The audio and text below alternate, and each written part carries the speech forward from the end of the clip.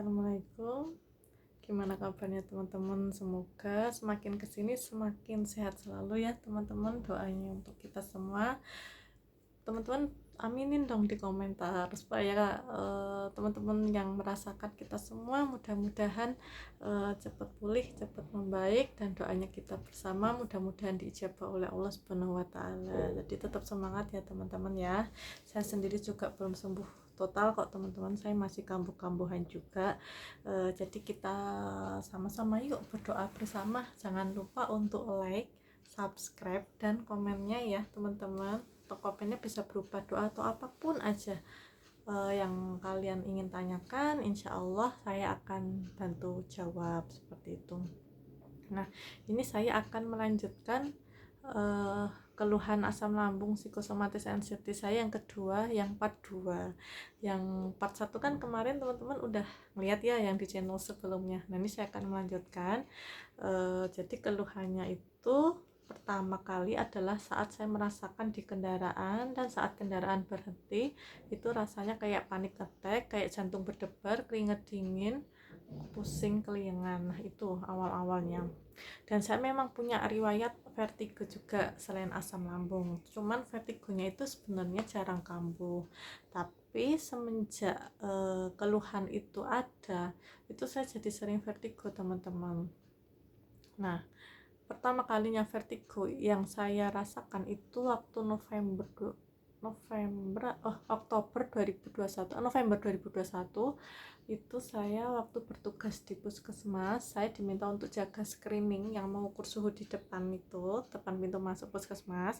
Nah, ini tiba-tiba saat duduk diam itu saya vertigo teman-teman. Mungkin karena saya tegang juga ya, jadi emang dalam setahun kemarin itu tenaga kesehatan itu luar biasa teman-teman yang dirasakan, dalam artian kita ini istilahnya di garda terdepan ya. Jadi yang jaga swab, jaga screening, kemudian vaksin dan lain sebagainya itu. Jadi mungkin saat itu saya sih menikmati pekerjaan saya, alhamdulillah ya teman-teman ya. Cuman mungkin tanpa disadari saya tuh cemas gitu, cuman saya abaikan kayak gitu. Nah, mungkin baru terasanya ke fisik, dan itu dirasakan baru akhir tahun kemarin itu teman-teman. Nah, itu jadi memang yang dirasakan pertama kali waktu di jalan, kemudian vertigo itu saya kambuh di puskesmas, dan itu sempet agak bikin heboh teman saya juga gitu ya, kambuh di sana itu. Kemudian setelah itu saya sering mengalami vertigo itu berkali-kali. Jadi dalam 2 minggu itu bisa 3 kali kambuh teman-teman. Padahal sebelumnya jarang banget saya mengalami vertigo, tapi pada saat semenjak itu saya jadi sering vertigo dan kelingan yang berkelanjutan. Nah, itu kelingan berkelanjutan. Kemudian di bulan November saya mencoba untuk ke dokter dalam dan dokter saraf. Mereka mengatakan bahwa lambung saya itu aman kayak gitu. Saya menceritakan saya punya riwayat asam lambung kayak gitu, terus saya kayak merasakan panic attack dan lain sebagainya ya. Kata dokter dalam lambungnya aman, alhamdulillah. Kemudian kata dokter saraf saraf saya juga tidak ada masalah kayak gitu teman-teman. Jadi saya bingung, ini kenapa? Mungkin kalau asam lambung berlebih iya, tapi dalam kadar yang wajar kata dokter dalamnya. Cuman saya merasakan nggak enak banget dong gitu. Saya merasakan apa ya, istilahnya otot-otot saya tuh kenceng semua, pundak saya kenceng, terus saya sering pusing, kelingan, kepala tuh kayak berat, kayak goyang kayak gitu. Terus kata dokter dalamnya, oh bisa aja mungkin itu karena kecemasannya mbak. Kalau orang cemas, orang tegang itu akan ada penyempitan pembuluh darah di kepala, katanya seperti itu.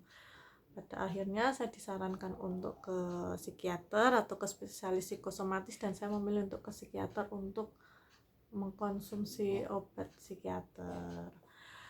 Awalnya saya cuma dikasih obat penenang, tetapi ternyata belum membuahkan hasil.